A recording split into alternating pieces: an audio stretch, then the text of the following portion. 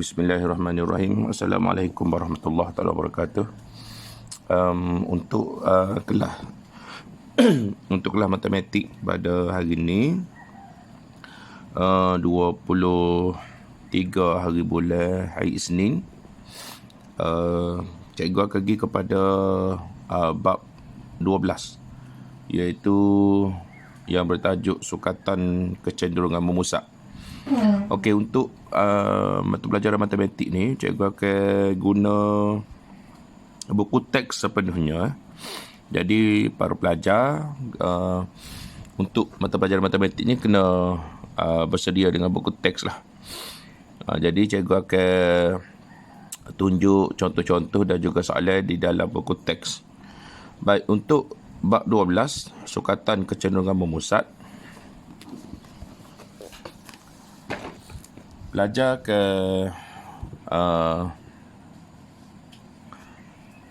berkaitan 3 perkara untuk mencari sukatan, iaitu yang pertama dipanggil sebagai mod, yang kedua median, dan yang ketiga ialah mean. Baik, secara ringkas, apa itu mod? Mod ialah kita akan melihat kepada sesuatu yang paling banyak. Contohnya paling banyak berulang lah. Nanti saya tunjuk contoh lepas ni. Yang kedua median ialah secara asasnya pemahaman median ialah di tengah-tengah. Dan yang ketiga secara ringkas, mean bermaksud purata. Kita cari purata. Itu berkaitan 3 sukatan yang akan kita belajar dalam bab 12. Seterusnya, sebelum kita membuat pencarian berkaitan mod, median dengan mean tadi, kita akan pelajar-pelajar harus memahami terlebih dahulu yang mana berkaitan data yang kita nak cari, mod, median ataupun mean. Yang mana data ini, jenis data boleh terbahagi kepada beberapa keadaan, iaitu data mungkin boleh diberi dalam keadaan yang dipanggil sebagai yang pertama, iaitu data tak terkumpul. Data tak terkumpul ini ialah set data yang tidak tersusun di dalam jadual. Secara mudahnya, yang kenapa dipanggil tak terkumpul ni, sebab dia tidak disusun di dalam selang kelas ataupun di dalam jadual. Okey, contoh datanya dia bagi nombor lah 1, 2, 1, 5, 3, 7, 2 dan sebagainya. Untuk data yang kedua, kita panggil sebagai data terkumpul. Ini bermaksud data itu akan disusun di dalam jadual. Jadi, contohnya kita buat jadual bilangan dan juga kekerapan. Okey, untuk data yang ketiga, data akan diberi dalam bentuk perwakilan data. Perwakilan ni maknanya dia akan bagi dalam bentuk ilustrasi, dalam bentuk lukisan, dalam bentuk rajah. Contoh perwakilan data ni, data akan diberi dalam bentuk graf ataupun carta pie dan sebagainya. Baiklah, kita pergi kepada yang pertama, iaitu mod. Buku teks pada muka surat 247. Apa itu mod? Sini dia tulis dah. Mod bagi suatu set data ialah nilai yang paling tinggi kekerapannya. Yang paling tinggi kekerapan, ataupun boleh juga kita sebut sebagai yang paling banyak berulang. Kita tengok mana data yang paling banyak berulang. Kita tengok yang pertama, contoh yang pertama. Okey.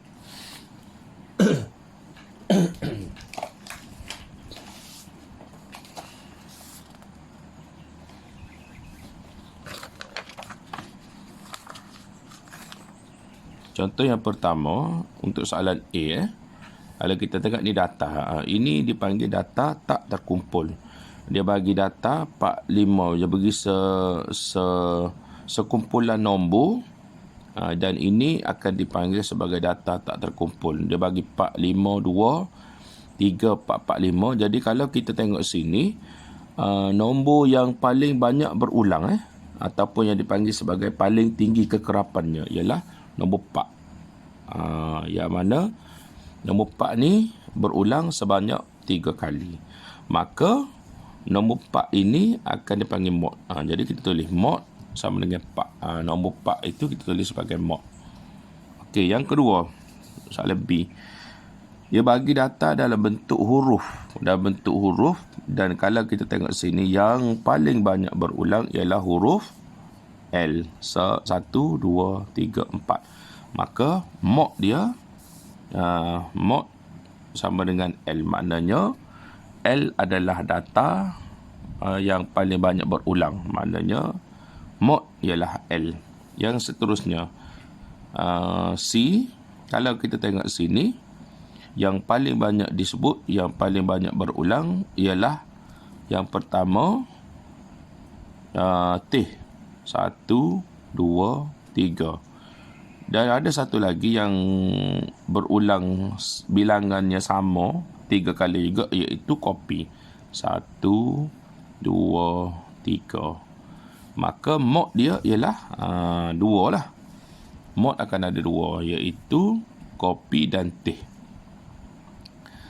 Dan yang terakhir, contoh yang terakhir ialah soalan D ni, ialah dia bagi satu set nombor, tetapi kita tengok tidak ada nombor yang berulang paling banyak. Semuanya adalah sekali. Nombor 2 sekali, nombor 4 sekali, nombor 6 sekali, nombor 8 sekali, nombor 10 sekali. Bermakna soalan ini tiada mod.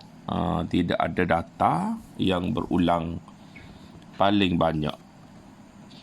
Okey, ini bagi data tak terkumpul. Okey.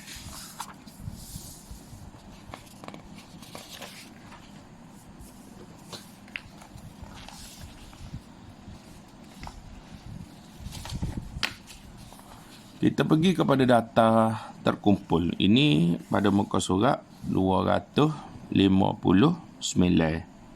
Pada 259, contoh 17. Contoh 17. Ini soalan dia.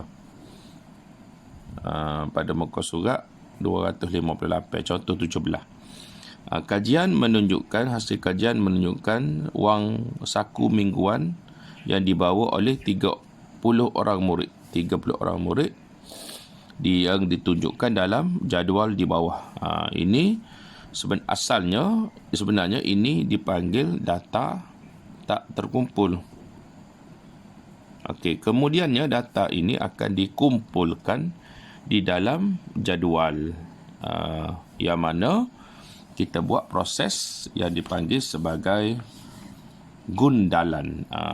Jadi dia mengkelaskan pelajar yang membawa wang saku daripada RM1 RM1 hingga RM10.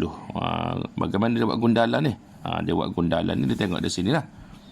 Tengok dari sini, dia tengok mana yang bawa duit wang saku 1 hingga 10, iaitu ada 1, 2.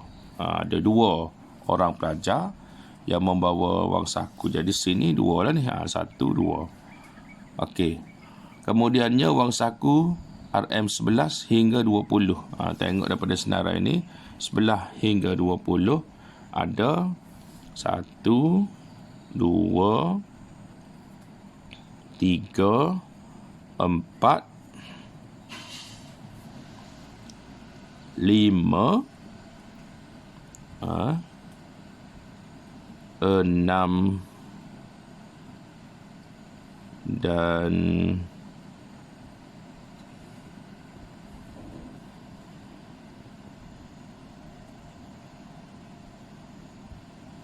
Okey, so tengok sini. Dia buat gundalan. Ada kesemuanya ada. Sini kalau sampai 5, 1, 2, 3, 4, yang kelima dia potong kita. Lepas tu sama pula 6, 7. Ada 7. Okey, yang membawa wang saku sebelah hingga 20 ada 7. Kemudiannya yang membawa wang saku 21 hingga 30. Tengok sini 21 hingga 30 carilah.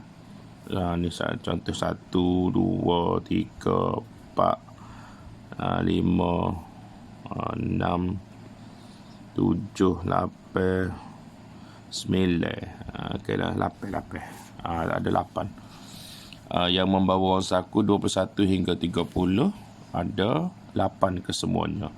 Jadi seterusnya proses yang seterusnya lah.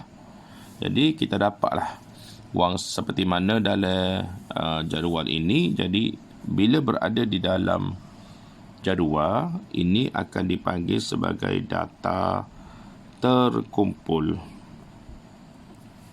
Okey, dia akan panggil data terkumpul. Jadi untuk data terkumpul kita hanya melihat yang mana kekerapan paling tinggi. Okey, kekerapan paling tinggi macam ni. Kekerapan tinggi ialah 8. Maka mod dia kita tak panggil, kalau data terkumpul kelas yang di hadapan dia ni kita akan panggil sebagai kelas mod. Kelas ni merujuk kepada kategori duit, kategori duit daripada 21 hingga 30 untuk kelas mod.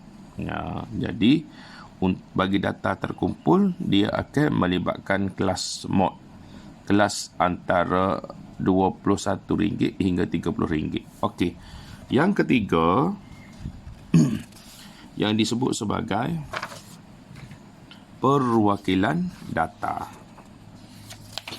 iaitu pada muka surat 264, yang mana dia bagi dalam bentuk perwakilan. Ini adalah carta palang, dia panggil. Soalan muka contoh 22 ni ialah carta palang. Jadi pada carta palang ni kalau kita tengok yang paling ramai pelancong ialah Pulau Langkawi dan juga Pulau Perhentian. Maka mod dia ialah Pulau Perhentian dan Pulau Langkawi lah, untuk bilangan pelancong. Okey. Kalau soalan B ni, ini dipanggil sebagai piktograf. Piktograf.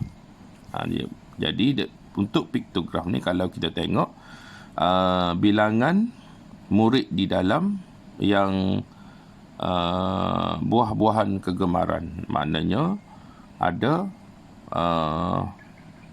satu gambar rajah ini mewakili 3 orang murid, maknanya ada 3 9. Ada 9 pelajar yang suka pisang, 9 pelajar suka tembikai, 9 pelajar suka durian, 9 pelajar suka mangga. Jadi kalau kita tengok di sini tidak ada yang paling banyak berulang, maka akan disebut sebagai tiada mod. Okey, yang terakhir untuk perwakilan data ialah kalau data itu ditunjukkan dalam bentuk carta pie. Jadi kalau kita tengok carta pie, hak mana paling banyak ialah bas lah. Jadi hak mana paling banyak bas, maka mod dia ialah bas. Okey,